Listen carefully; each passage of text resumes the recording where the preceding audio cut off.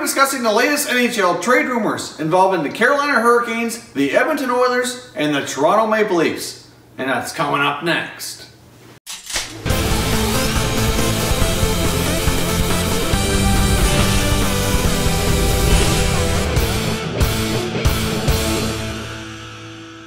Hey everyone, and welcome back to another video here at Top Shelf Hockey. If you're new to the channel, thanks for stopping by. We review and discuss all 31 NHL teams. So if you're a huge hockey fan, consider subscribing and clicking the bell so you don't miss anything. So as I mentioned off the top, today we're discussing some of the latest NHL trade rumors. Now that some of these teams' seasons are over, and obviously there's a lot of speculation going on about how some of these teams are going to move forward. Let's get started here with the Carolina Hurricanes. Now, based on comments from new owner Tom Dundon, he's made it apparently clear that his team was too soft, too easy to play against, and they would like to improve not only by improving their scoring and defense, but maybe getting a little bit grittier as well. So that's led to some speculation that forward Jeff Skinner is likely going to be on the trading block this summer. As we all know, Skinner's a very talented forward who can score lots of goals and put up lots of points, but he's not a very big player and probably gets dragged into that comment about being soft to play against. Obviously, the Carolina Hurricanes were very fortunate enough here to luck out in the draft lottery and now have the #2 overall selection in this year's draft, which means they're very likely going to take very much of a high-end forward. They're either likely going to select Andrei Svechnikov or Filip Zadina of the Halifax Mooseheads. One of the two. A lot of people would argue that Svechnikov is the more talented player, but at the same time, there's a lot of arguments from Hurricanes fans saying that Zadina played very, very well with fellow Hurricane draft pick Martin Neshkaj, who was their first-round pick last year. They're both from the Czech Republic. They played in the World Junior Czech team. They looked very well together, had a lot of chemistry. So I know there's some fans who would like to see them select Zadina for them to have the opportunity to play together. Either way, they're going to be getting a nice high-end forward who can score lots of goals. Not to say that they should part with Skinner because of that, but that might allow them the flexibility to maybe change the type of forward group they have and use Skinner as trade bait to either improve that, make them a little harder to play against, grittier team, or maybe look at improving some other areas. Obviously, their defense is fairly young and inexperienced, but there's a lot of opportunities back there. They have a lot of defensive prospects. Goaltending obviously was an issue this year, so they certainly have some question marks in goal. But either way, I would not be surprised to see Jeff Skinner on the move. He was a player we talked about leading up to the NHL trade deadline, and I put out a video after the trade deadline indicating the top 5 players that didn't get moved then that I thought would have an opportunity to be moved this summer. Now, as far as where could he end up going? Well, I think a couple possibilities might be Buffalo as well as St. Louis. If you take a look at what Carolina would probably want in return, like Buffalo, for example, is a good option. Obviously, another Buffalo player like Ryan O'Reilly's been mentioned in trade rumors, and obviously O'Reilly's a center iceman, good two-way player. That's the kind of guy that they would want. Speaking of harder to play against, O'Reilly is exactly just that. He's a good size centerman, good on face-offs. He can make it tough on other opponents. So he would, and that's a possible trade. It could be a one-for-one, or maybe involve a slightly bigger package on either side. But O'Reilly and Skinner swap, or a combination of players with those teams, I think would make a lot of good sense in my opinion. Looking at other players that the Sabres have in their system, like Eichel and Middlestat, for example, they may want to give them the opportunities to be the top 2 center icemen. So, for example, they may be looking to trade O'Reilly out, maybe bring in a winger or a defenseman. Obviously, they're going to grab Rasmus Dahlin in the draft, so that's going to give them a big boost on their D-core. Not to say they couldn't use additional help back there, but that's going to be huge adding him. And if you throw in a trade for a guy like Jeff Skinner, that could certainly make things interesting up front.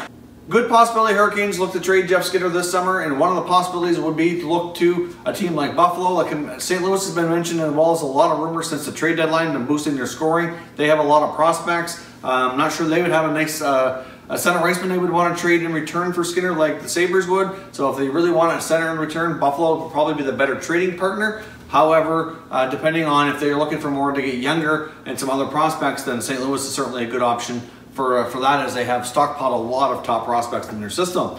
Now let's jump into the Edmonton Oilers. Now with the Oilers, obviously they have certainly lots of room for improvement after the disastrous season they had this past year. Obviously they could use some help on defense. They could use some help on the wing. Obviously they have some top-notch centers with McDavid and Draisaitl. but they could have some better wingers or more productive, better suited players to play with those guys would be good. And obviously in the back end could use some upgrading as well. So they weren't lucky this year to win the lottery, so they're picking number 10. The number 10 selection is going to give a pretty solid NHL player, more than likely, but there's not necessarily going to be a player that can jump in immediately. So the Oilers may try to move that pick in order to maybe get a player that can play right now. So for example, they could either go for a winger or a defense, and maybe they package that pick with another asset on their organization and try to upgrade their D or a winger, because obviously that's two big areas of focus for the Oilers. Let's jump into the Toronto Maple Leafs here. Now, one thing that is announced, it's not a trade rumor, but they did sign Swedish player Par Lindholm. He's 26 years old, been playing in the SHL, had a tremendous season. It's been rumored here for the last little while he was likely going to sign with an NHL team. I've seen rumors that he was getting interest from at least half of the NHL. He put up some pretty big numbers over in SHL this past season. He's 26 years old. He's a center iceman. He's 5'11", finished 4th in SHL scoring,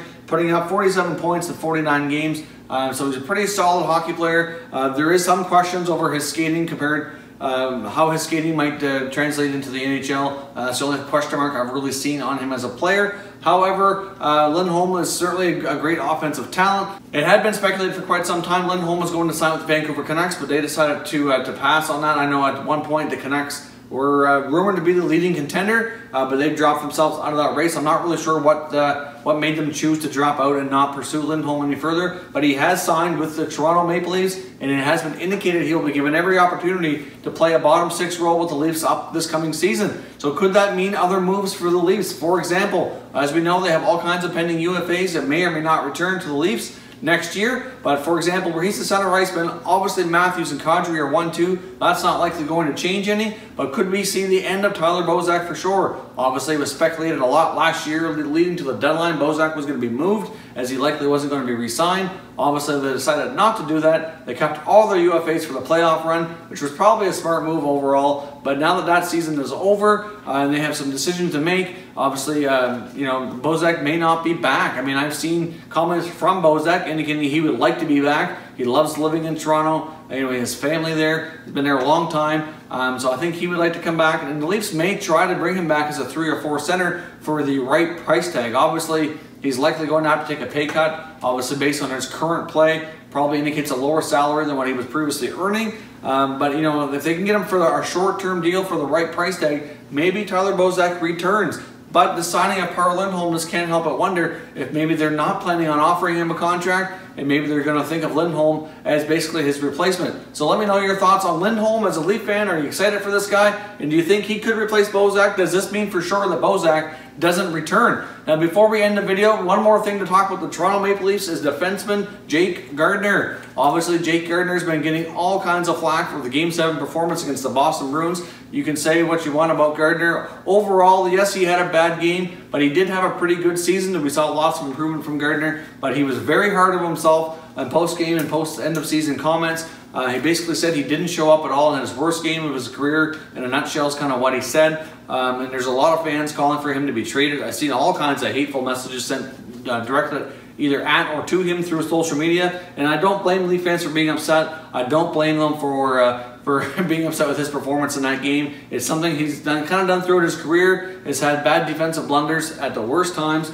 But at the same time, could he be moved? He still has 1 more year left in his contract, which is going to be heading him towards pending UFA status. So what is going to happen with Jake Gardiner? Personally, I wouldn't trade him unless you have a replacement, because as much as he had a bad game in Game 7 against the Bruins, if you don't have somebody else lined up that can be just as good or better, well, I don't see the point in doing it. So obviously, if you take a look at what's out there in free agency, I've seen speculation they might be interested in John Carlson out of Washington. I've seen speculation they may be interested in Calvin DeHaan out of the New York Islanders. I've seen speculation on Mike Green out of Detroit, Ian Cole out of Columbus. There's not a ton of big-name free agent defensemen going to be out there. There are a fair bit of guys that would be a solid second or third pair, which is probably what Gardiner's really suited as anyways. But at the same time, unless you can have somebody brought in or during a trade, if they were to trade him, to bring somebody back that's that can play the similar type minutes, it just doesn't make sense to me. Personally, based on what Jake Gardiner's gone through here during his time with the Leafs and how difficult it can be to deal with the media, and obviously the fans demand a lot, would it be a good idea for Jake Gardiner,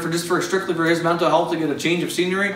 probably wouldn't be terrible, but at the same time, I know he'd probably really like to win in Toronto. But do you think Jake Gardiner is going to be traded? There's been lots of speculation that the Leafs might be finally fed up with his defensive blunders, but at the same time, they have to have a plan to replace him in their lineup, and it just doesn't make sense depending on what the deal would be. There's no clear-cut rumors on where he could go or any kind of packages or anything like that. There's just been a lot of speculation I've seen that Jake Gardiner could be on his way out of town, and it might be best for the Leafs in him to both have a fresh start. So let me know your thoughts on Jake Gardiner and how the Leafs should proceed with that. If you haven't done so already, I hope you consider subscribing. We cover all 31 NHL teams, and there's plenty of content here for all fan bases to enjoy. If you haven't done so already, I hope you consider checking us out on Twitter. You're going to find our Twitter handle here on the screen right here. It's linked down below in the description, so check that out. As always, thank you very much for watching, everybody. We'll catch you next time.